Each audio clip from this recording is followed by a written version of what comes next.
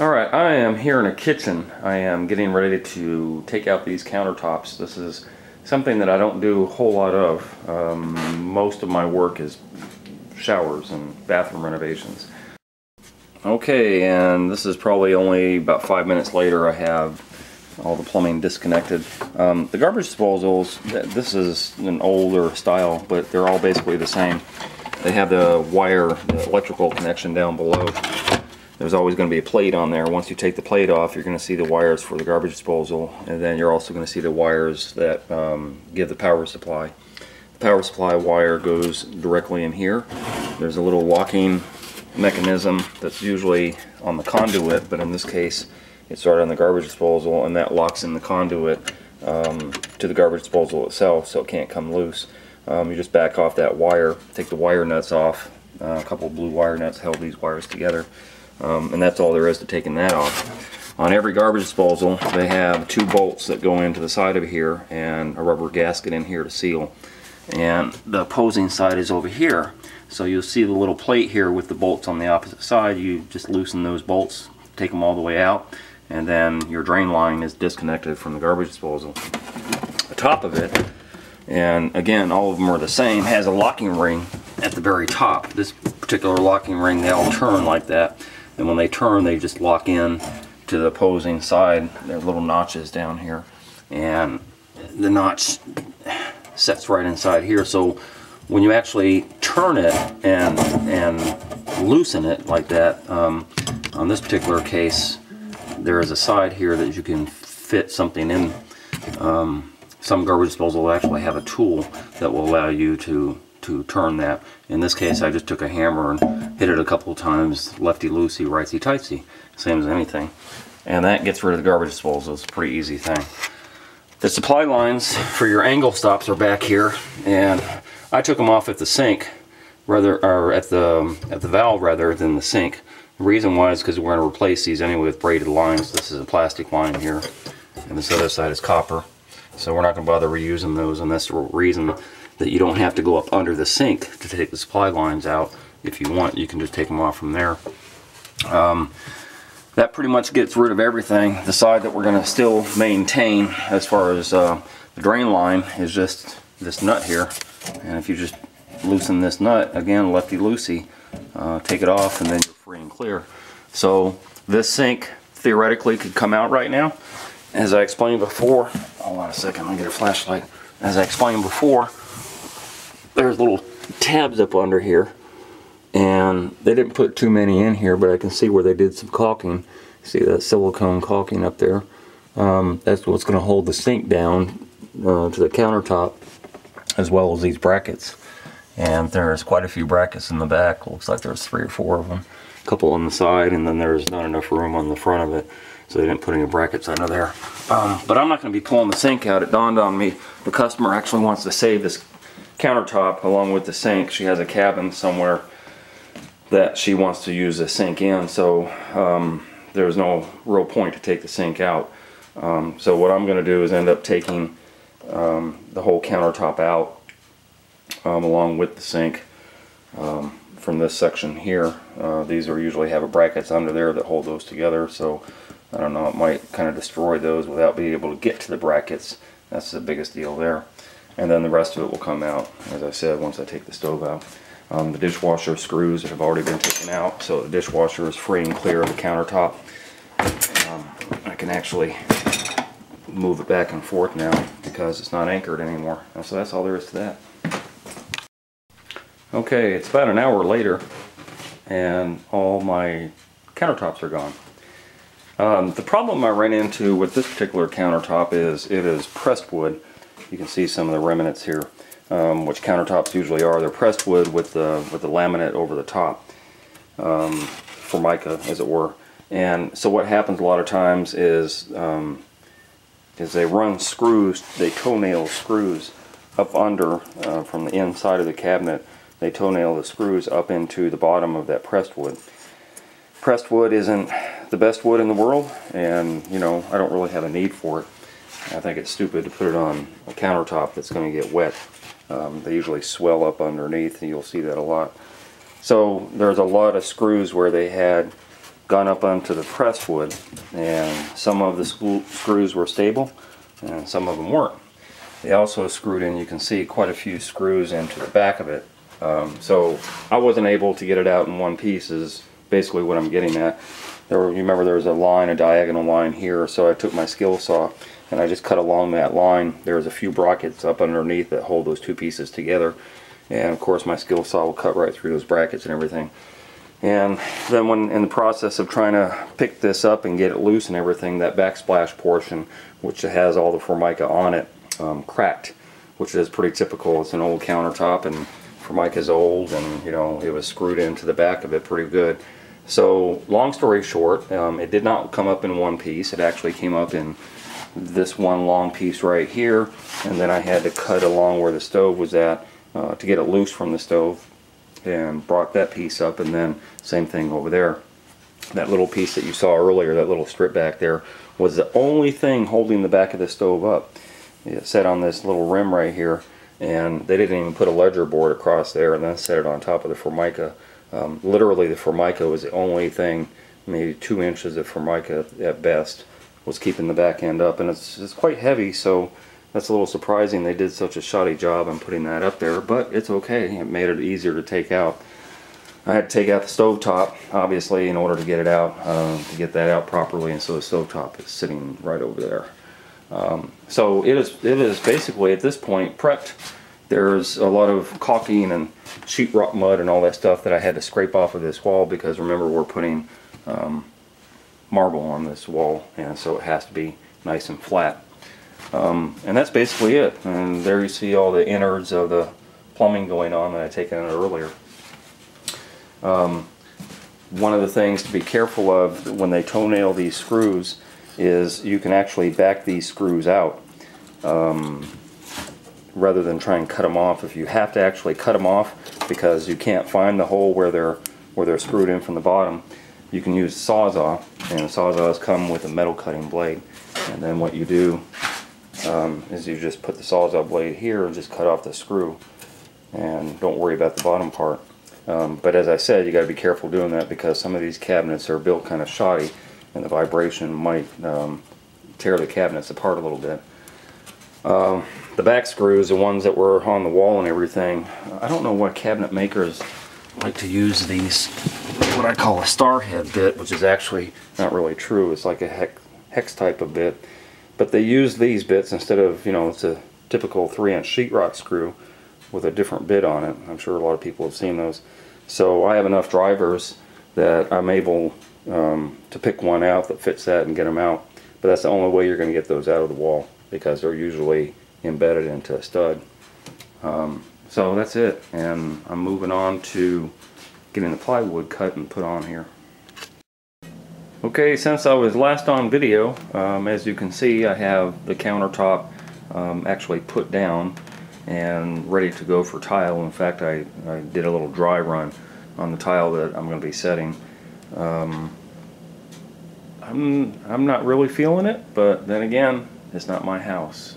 This is what the customer wanted, so that's what she got. I misspoke before. These aren't marble, these are granite, so they're pretty durable. But anyway, the discoloration you see is because I just cut these a while ago, and this is wet and this is dry. So I took these darker green ones and put them in center on 4 is where she wanted them at. Actually every 4, I think. I'm supposed to do a little half one there and a half one there, and I believe a half one over there. It's a lot of cutting, and obviously I still have to do this one and on that side and that side as well. And so let me explain to you a little bit about what's going on. I'm sure you want to know what that pink stuff is first. That is Red Guard. So I'm going to go backwards and come back to that. This countertop was set in specifically for the Formica countertop that was already here. So there was a lot of shoring up that they did, bracing, if you will, for that purpose. But it doesn't help me. So what I had to do is scab in some extra 1x2s on this side and this side. And actually, if I had shown you earlier, then you could see where I'd scabbed in, where these two pieces of plywood come together. Another piece over here, piece over there. There's one along that back wall over there where the Formica used to be, so I could put my Durarock down there. And then I think there's one down at the bottom because this stove was a bear because they never put on a ledger board on the back for the bottom part of this stove, so it just kept on going, tipping in. And so there's a lot of prep work as far as knowing exactly where to scab in these little extra pieces of wood. I think there's one along back here too. So once that was done, I was able to get this ply in. This is a 3/4 inch ply that, you know, obviously comes in 8 foot by 4 foot. So cutting them down the middle for a 2-foot counter works out really well. I was able to use one sheet for this whole area. As I said before, the seam is right here on the plywood. Then there's another sheet here, and then the last sheet is over there.